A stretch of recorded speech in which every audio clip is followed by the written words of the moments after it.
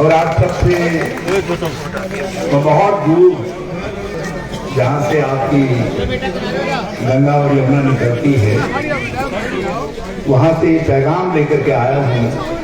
आप सबसे ये गुजारिश करने आया हूँ, ये प्रार्थना करने आया हूँ कि हमारे इलाहाबाद के दोस्तों, बहनों और भाइयों, आप इस भारतीय जनता पार्टी को, जो भारत के भारतीय जनता पार्टी नहीं है, भारत के झूठे लोगों की पार्टी,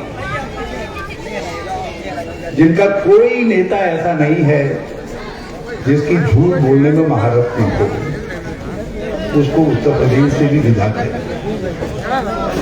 और मैं उत्तराखंड के लोगों की तरफ से आपसे ये कहने के लिए आया हूँ, आपके छोटे भाई ने, क्योंकि उत्तराखंड उत्तर प्रदेश का छोटा भाई है, कल तक साथ थे, अब अलग हो गए, तो आपके छोटे भाई ने, उत्तराखंड ने भारतीय जनता पार्टी को थल्ले थल्ले कर दिया है, उत्तराखंड से बाहर। अब बारी उत्तर प्रदेश की है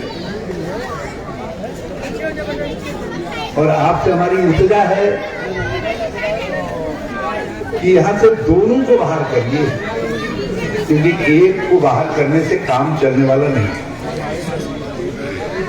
आपको भाजपा को भी बाहर करना है और यहां से भाजपा के साथ जिनका एक मिला जुला मैच जैसा चल रहा है कि कभी तुम कभी हम, जो एक कभी तुम और कभी हम वाले हैं, इनको भी यहां से बाहर करिए, उत्तर प्रदेश से बाहर करिए।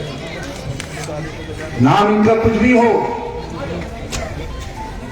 कि सियासत भले ही आपके नाम की करते हों, ये भले ही सियासत समाजवाद के नाम की करते हों, मगर मदद इमदाद इनसे हमेशा भारतीय जनता पार्टी की।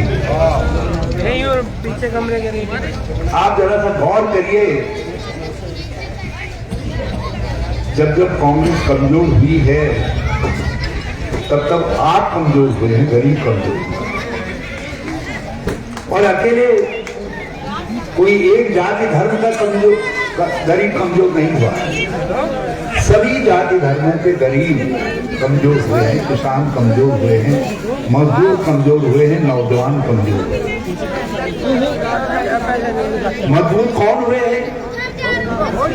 जिन्होंने या तो धर्म के नाम पर राजनीति की है या जाति के नाम पर राजनीति की। एक समय था जब भारत की संसद में 1980 में कांग्रेस मजबूत थी, तो सहारनपुर से लेकर के गाजियाबाद तक सभी हलकों की नुमाइंदगी भारत की लोकसभा में हमारे माइनॉरिटी के भाई करते थे। 64-15 लोग भारत की पार्लियामेंट में चुन करके जाते थे।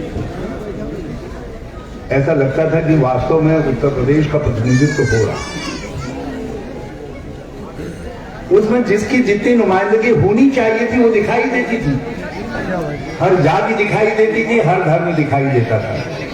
जरा 2019 की पार्लियामेंट पर गौर करिए, जितने साहिबान यहाँ में पढ़े लिखे लोग हैं, मैं उनसे कहना चाहता हूँ, उनसे गुजारिश करना चाहता हूँ, मजबूत कोई हुआ हो मगर कमजोर आप हुए हैं।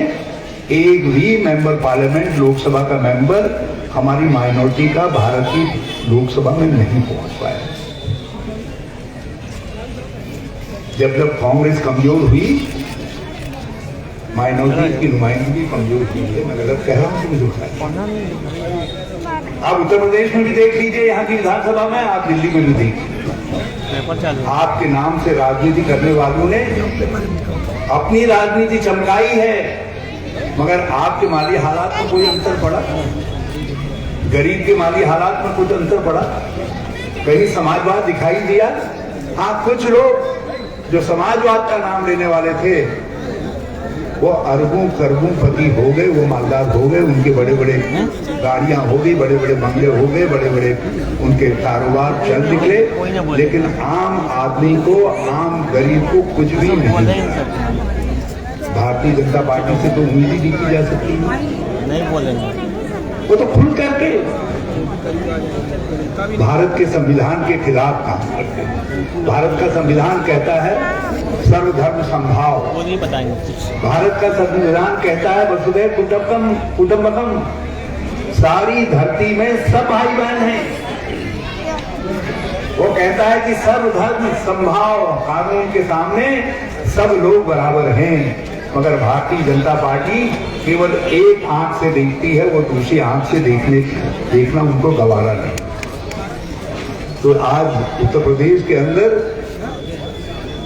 आप सबको गंभीरता से विचार करना है कि कांग्रेस पिछले लगभग 32 साल से आपके दरवाजे पर दस्तक दे, उत्तर प्रदेश के दरवाजे पर दस्तक दे। और मैं विशेष तौर पर इलाहाबाद के लोगों से कहना चाहता हूं, इलाहाबाद कांग्रेस का मायका है। यहीं से कांग्रेस बनी, यहीं से आजादी की तंजीम आगे बढ़ी। एक समय था जब इलाहाबाद न केवल उत्तर प्रदेश को बल्कि पूरे देश को भी रौनक देने का काम करता था, उसको एक रास्ता दिखाने का। आप कहां है इलाहाबाद? आपने चुन लिए अलग अलग पार्टियों की, ये सब लोग चुन लिया आपने, लेकिन मैं आपसे अर्ज करना चाहता हूं, आपसे दरखास्त करना चाहता हूं, जरा इन सब लोगों में आप अपने इलाहाबाद को तो कहीं खोजिए। कहीं आपका इलाहाबाद दिखाई दे रहा है? कहीं आपको लग रहा है कि आप दिखाई दे रहे हैं? ये लोग केवल जुमले कहने का काम करते। अभी शेखर कह रहे थे कि ये लोग तहजीब नहीं रखते। उन्होंने कहा कि ये चुनाव में गाली गलौज में आ गए हैं। अरे भाई, हमारे पास एक सोच है कि आपकी बहबूदी के लिए, आपकी बेहतरी के लिए हम क्या करेंगे, महिलाओं की बेहतरी के लिए हम क्या करेंगे, किसानों की बेहतरी के लिए हम क्या करेंगे, नौजवानों की बेहतरी के लिए क्या करेंगे। हमारे पास एक सोच है।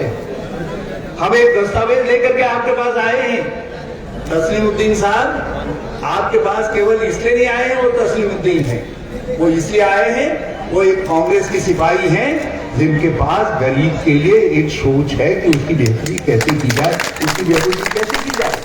जिसके पास एक सोच है कि महिलाओं के लिए कैसे महिलाओं को कुछ काम काज दिया जाए ताकि अपना दरिया गुजर कर सके, एक सोच है उनके पास। महिलाओं को कैसे ताकत दी जाए, उसकी सोच है उनके पास।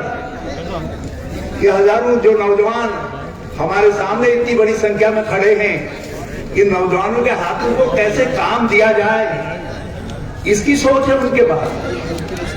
किसानों की बहबूदी कैसे की जाए, छोटे व्यापारी को कैसे संरक्षण दिया जाए, कोरोना में जो घर चौपट हुए हैं उनको कैसे सहारा दिया जाए, वो इस मजमून के साथ, इस मसविरे के साथ आपके पास आए। मैं गलत कह रहा हूं, मुझे बताइए। दूसरों के बाद ये मसविरा है, दूसरों के बाद ये सोच है। जो सोच इस तस्वीर में प्रियंका गांधी जी की फोटो साया है, ये आपके अपने ही नेहरू परिवार, गांधी नेहरू परिवार की 5वीं पीढ़ी है, 5वीं। मोतीलाल जी देश की आजादी के लिए जेल में रहे, उनके साथ उनके बेटे जवाहरलाल नेहरू भी रहे, और उनकी तीसरी पीढ़ी के रूप में इंदिरा गांधी भी जेल में रही। कोई दूसरा परिवार है ऐसा? इलाहाबाद तो छोड़िए, पूरे देश में कोई दूसरा ऐसा परिवार है? इन भाजपाइयों के कुनबे में, इन सफाइयों के कुनबे में कोई ऐसा परिवार है जिसका आजादी, देश की आजादी के साथ कोई रिश्ता हो? जब देश की आजादी के साथ रिश्ता नहीं है तो आपके साथ कैसे रिश्ता बनेगा? गरीब के साथ कैसे रिश्ता बनेगा? आम आवाम के साथ कैसे रिश्ता बनेगा? इलाहाबाद के साथ कैसे रिश्ता बनेगा? आज मैं कहने के लिए आया हूं आप सबसे कि तस्लीमुद्दीन साहब जीतेंगे तो जो इलाहाबाद को एक अच्छी सिटी बनाने का आपका सपना है उसको पूरा करने के लिए काम करेंगे, उसके लिए लड़ेंगे। कांग्रेस सत्ता में आएगी तो हम वास्तविक अर्थों में इलाहाबाद को स्मार्ट सिटी बनाएंगे, यहाँ के मोहल्लों को, यहाँ की नालियों को ठीक करेंगे, यहाँ सब एरियाज को जो है सीवर लाइन से जोड़ने का काम करेंगे, गलियों को ठीक करेंगे, सड़कों को ठीक करेंगे, पार्कों को सुधारने का काम करेंगे। हम एक एजेंडे के साथ हैं, हमारे उम्मीदवार एक एजेंडे के साथ हैं। क्या भारतीय जनता पार्टी के या सपा के उम्मीदवार भी इस एजेंडे के साथ हैं? इसलिए शेखर भाई, न तो आपको ताजुब होना चाहिए न मुझे ताजुब है कि इनके पास केवल एक दूसरे को गाली देने का एजेंडा है। और जब दो लोग नंगे होकर के एक दूसरे को गाली देते हैं तो दूसरे दिन अखबारों में वही साया होता है। ये तो साया होगा नहीं कि तस्लीमुद्दीन ने अपने हलके की बेहतरी के लिए क्या कहा, ये जरूर साया होगा यदि किसी ने कुछ किसी को गाली दे दी तो उसने कहा दोनों के बीच में गाली गलौज हुई। आज उत्तर प्रदेश में केवल केवल केवल गाली गलौज का नाटक खेला जा रहा है। और ये नाटक सपा, भाजपा, कभी कभी बसपा भी उनके साथ थी, अब तो बसपा जो है भाजपा शरणम गच्छामी होगी। अब तो उन्होंने हाथी भाजपा के दरवाजे पे बांध दिया है लगता है, तो कहीं रहे नहीं। ये दोनों एक दूसरे की पीठ खुजलाने का काम कर रहे हैं कि एक बार तू और एक बार मैं, और तेरे मेरे बीच में तू मैं होती रहे, और काम धंधा चौपट, गरीब की बात खत्म। आज कोई बेरोजगारी की बात कर रहा है? एक नौजवान दोस्तों मुझे बताओ, कोई बेरोजगारी की बात कर रहा है? नहीं। कांग्रेस कर रही है, हम कर रहे हैं। हम कह रहे हैं हमको 5 साल आप सरकार दीजिए उत्तर प्रदेश में, हम 20 लाख नौजवानों के हाथों को काम देंगे, रोजगार। और जब हम कहते हैं तो हम ये बताते भी हैं कैसे देंगे। सरकारी विभागों में पद खाली, पुलिस में खाली, पीएसी में खाली, आर्मी की भर्ती बंद, सारी भर्तियां बंद। और तो छोड़ो, मेरी बहनें छोटी आंगनबाड़ी सहायिका न हो जाएं, भोजन माताएं न हो जाएं, कहीं आशा की बहनों में इनका नंबर ना आ जाए। आज हजारों पद आंगनबाड़ी की खाली पड़ रहे हैं, आंगनबाड़ी सहायिकाओं के खाली पड़े हैं, भोजन माताओं के, महिला समीक्षाओं के खाली पड़े हैं। किसका हक है ये? हमारी गरीब घरों की बहनों का हक है। उसमें हिंदू बहनें भी हैं, उसमें मेरी मुसलमान बहनें भी हैं, उसमें हमारी दूसरी जातियों की बहनें भी हैं, दलित वर्ग की बहनें भी हैं। लेकिन आज वो पद खाली पड़े, हम कह रहे हैं उनको भरेंगे, हम सत्ता में आएंगे, सरकारी पदों को भी भरेंगे और ऐसे पदों को भी भरने का काम करेंगे। मैं अपने आरक्षित वर्ग के दोस्तों से एक बात कहना चाहता हूँ, यदि किसी तक मेरी आवाज कुछ हो यहाँ तो मैं उनसे एक बात कहना चाहता हूँ। भाजपा वालों ने तो ये घ श्रेणी, चतुर्थ वर्ग, जिसमें गरीब का बेटा आता था नौकरी में, वो सारी नौकरियां समाप्त है। कई चतुर्थ श्रेणी की भर्तियां होती हैं भैया, और चतुर्थ श्रेणी में किसका बच्चा भर्ती होता था? किसका बच्चा भर्ती होता था? आप मुझे बताइए, ये सपा वाले आए, ये जो थानेबाज हैं, ये जब सत्ता में आए तो इन्होंने मालबाजी तो बहुत की, लेकिन चतुर्थ श्रेणी के पद इन्होंने भी सृजित नहीं की। मगर कांग्रेस कह रही है, और कांग्रेस के जिम्मेदार व्यक्ति के तौर पर मैं कह रहा हूं, यदि कांग्रेस आएगी सत्ता के अंदर तो हम चतुर्थ श्रेणी के पदों को सृजित करेंगे, ताकि गरीब का बेटा मुलाजिम हो सके, हमारे दलित का बेटा मुलाजिम हो सके, हमारे पिछड़े वर्ग के बच्चे मुलाजिम हो सके, हमारे मुसलमान वर्ग के बच्चे मुलाजिम हो सके, उनकी बेटियां मुलाजिम हो सके, उनको नौकरी मिल सके, उनको काम मिल सके। हम कह रहे हैं ऐलान के तौर पर इन्होंने जितने पब्लिक सेक्टर थे, जितने हमने खड़े किए बड़े बड़े संस्थान जिनमें नौकरियां मिलती थी, सरकारी विभागों के अंदर आरक्षण लागू होता था, ये एक एक करके सब टाटा बिरला आदि को बेच दे रहे हैं। टाटा बिरला आदि को बेच दे रहे हैं। आज जब ये संस्थान नहीं रहेंगे तो भैया आरक्षण कहां से मिलेगा? जब सोचिए, यदि किसी आरक्षित वर्ग के व्यक्ति के कान तक मेरी आवाज पहुंच रही हो, बराए मेहरबानी सब लोगों को बता दीजिए कि आज केवल कांग्रेस है जो इन संस्थानों को बेचने से रोकेगी और पब्लिक सेक्टर को खड़ा करेगी और जहां आप गरीब लोगों के बेटे और बेटियों को नौकरी मिला करेंगे। हमारे पास आपको नौकरी काम देने का नौजवानों, हमने कहा हम हुनर को आगे बढ़ाएंगे, हुनर की शिक्षा देंगे। हम जो कहना चाहते हैं, हमारे माइनॉरिटीज के भाइयों के हाथ में सिफत है, गुण है आपके हाथ में, हम आपको ट्रेनिंग देंगे। हम निस्बत जैसी संस्थाओं के माध्यम से आपके नौजवानों को सिखाएंगे, हुनर सिखाएंगे और उनको स्टार्टअप के लिए काम करने के लिए कुछ पैसा देंगे और उस पैसे से आपसे कहेंगे आप रोजगार करिए, अपने परिवार का रोजगार भी करिए और दूसरों के लिए भी रोजगार पैदा करने का काम करिए। कोई दूसरी पार्टी ये बात कह रही है आपसे? नहीं। इनमें से कोई पार्टी आपसे महंगाई की बात कर रही है? नहीं। अभी मेरी बहनें यहाँ पे बैठी हैं, बहनों जरा सा दिल में सच्ची सच्ची मुझको बताना एक बात, जब गैस का सिलेंडर आपके घर में आ जाता है, जब गैस का सिलेंडर आपके घर में आ जाता है और जब 10 दिन हो जाते हैं सिलेंडर को, तो आप उसको उठा करके देखते हो ना कितना खाली हो गया है, डर लगती है ना, मैं गलत तो नहीं कह रहा हूँ। फिर उलट पुलट करके देखते हो ना कुछ रह गया नहीं रह गया, और जब 15-20 दिन हो जाते हैं और मियाँ ने कह दिया जरा सा सालन बनाओ बढ़िया वाला, तो फिर आप जो है डरते डरते गैस को जलाते हो और उसके बाद गैस के सिलेंडर से कहते हो ये भैया आज मेरी इज्जत रख दे, किसी तरीके से आज गैस चला दे ताकि मियाँ को जो है मैं सालन बना करके खिला सकूं। कहते हो डर लगता है ना गैस के सिलेंडर को देख कर? मैं गलत कह रहा हूं? मुझे बताइए। सही है। आप लोग भी गैस खर्च हो जाए तो चिंता होने लगती है, कहां से लाएंगे 1000 रुपया। कितनी थी गैस की कीमत 2014 में? 350। जिस दिन ये जादूगर आए थे, जिन्होंने कहा हम आए, कल्याण कर दिया, डबल इंजन बनाइए और आपका बेड़ा पार, हर खाते में 15 लाख, ये कहां था?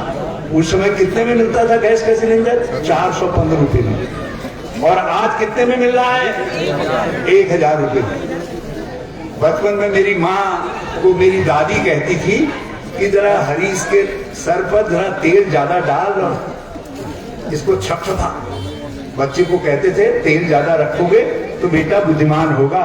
अब मेरी कोई बहन जो है अपने बच्चे के सर में जरा ज्यादा तेल डाल देती होगी तो सासू माँ कहती होगी अरे कितना तेल डाल दिया, कहां से आएगा तेल? 58 रुपए लीटर वाला तेल, धन्य हो मोदी बाबा तुम्हारी, तुमने 200 रुपए में खरीदवा दिया। मैं गलत कह रहा हूँ? सही है, सही है। और ये क्या केवल मुसलमान ही खरीदा है 200 रुपए में? हिंदू भी खरीद रहा है ना, दलित भी खरीद रहा है, पिछड़ा भी खरीद रहा है। आज सबके ऊपर महंगाई होगी। आप दालों के दाम कहाँ हैं? खाने की चीजों के दाम कहाँ बढ़ गए? या आपकी शर्ट जो रेडीमेड है अब इसके दाम भी बढ़ने जा रहे हैं। जिस दिन बक्सा खुलेगा दूसरे दिन इसके दाम बढ़ जाएंगे। छोटे भैया ये जो जूते खरीद के लाते हो ना, ये जूते भी सवाइया हो जाएगा 10 मार्च के बाद, इसके दाम भी बढ़ जाएंगे। और ये देंगे तुमको पुरस्कार स्वरूप मोदी बाबा 2% GST बढ़ गई, ये सब देंगे।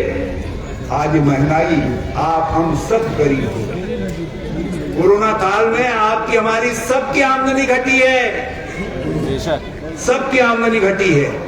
पिछले 3-4 सालों के अंदर भारत का प्रत्येक आदमी, हिंदू, मुसलमान, सिख, ईसाई, किसान, मजदूर, नौजवान, शिक्षक, छोटा व्यापारी, छोटा कारीगर, छोटा कामगार, हर कोई गरीब हुआ है। और आपकी जेब से पैसा निकल रहा है, क्या कहा रहा है? अंबानी की जेब में। क्या कहा रहा है? अडानी की जेब में। हमारे गुजरात के भाई है ना, एक सडानी है, दाल की कीमत बढ़ रही है, पैसा कहाँ जा रहा है? गुजरात के सडानी जी की जेब में। तेल का दाम बढ़ रहा है, पैसा कहाँ जा रहा है? गुजरात के अडानी जी की जेब में। यदि मिट्टी, तेल, डीजल, पेट्रोल और गैस के दाम बढ़ रहे हैं, पैसा कहाँ जा रहा है? अंबानी जी की जेब में कहाँ के रहने वाले हैं? जरा अंदाज लगाइए।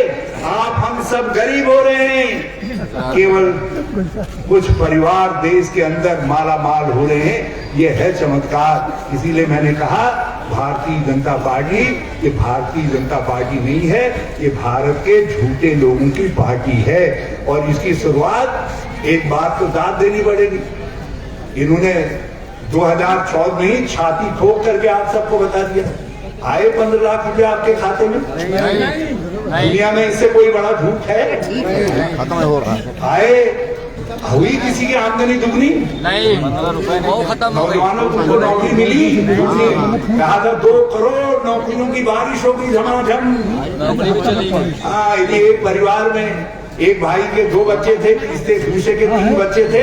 देवरानियों में भी झगड़ा होता था कि मेरे तो 2 ही नौकरी हो, दोनों को 2 को ही नौकरी मिलेगी, तेरे तो 3 बच्चों को नौकरी मिलेगी करके देवरानी और जो है जिठानी समझते थे कि मोदी इतनी नौकरियां दे देगा कि जिसके बच्चे ज्यादा होंगे उसको ज्यादा नौकरियां मिल जाएंगी। यहाँ जिसके बच्चे को नौकरी मिल भी गई थी, धन्य हो मोदी भैया, तुमने उसकी नौकरी भी छीन लेने का काम किया। अब आज मेरी आप सबसे दरखास्त है कि एक दूसरे की पीठ खुजलाने वालों को भी और आपसे नौकरियां छीन लेने वाले, आपके सपनों को छीन लेने वालों से भी आप इस राज्य को निजात दिलाइए। उत्तर प्रदेश से शुरुआत करिए।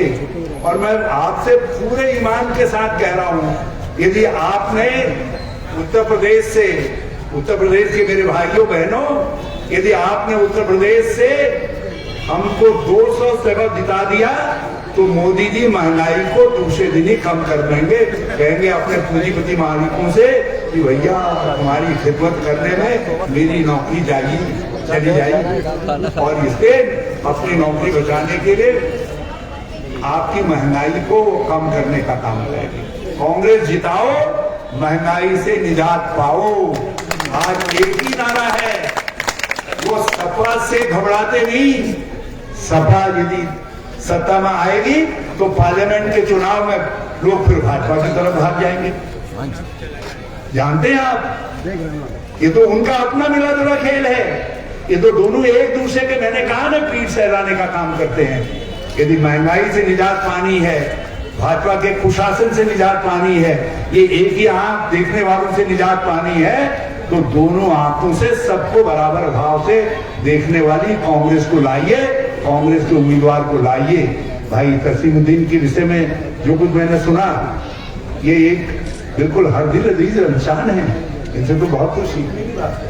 देखिए इस समय भी इतनी रौनक है इनके चेहरे पर जो है। और आप सबकी इजाजत हो, एक मैं अपने तरफ से, एक जीशान बाबा की तरफ से इनको माला पहना सकता हूँ, बल्कि एक शेखर जी की तरफ से भी है। ये पहना दूं?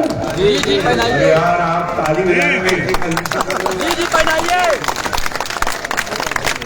कांग्रेस पार्टी जिंदाबाद, जिंदाबाद जिंदाबाद, हरीश रावत जिंदाबाद, जिंदाबाद जिंदाबाद, तसीमुद्दीन जिंदाबाद, जिंदाबाद जिंदाबाद। 74 साल का पहलवान आपसे कह रहा है, मेरी आवाज के बराबर भी तेज आप सबके तालियों की गड़गड़ाहट नहीं है। एक बार जरा जोर से ताली बजाइए और बहुत मुबारक, आप सबको भी बहुत बहुत मुबारक, और इनको जिताइए और महंगाई से निजात पाइए। जय हिंद, जय भारत, जय कांग्रेस, जय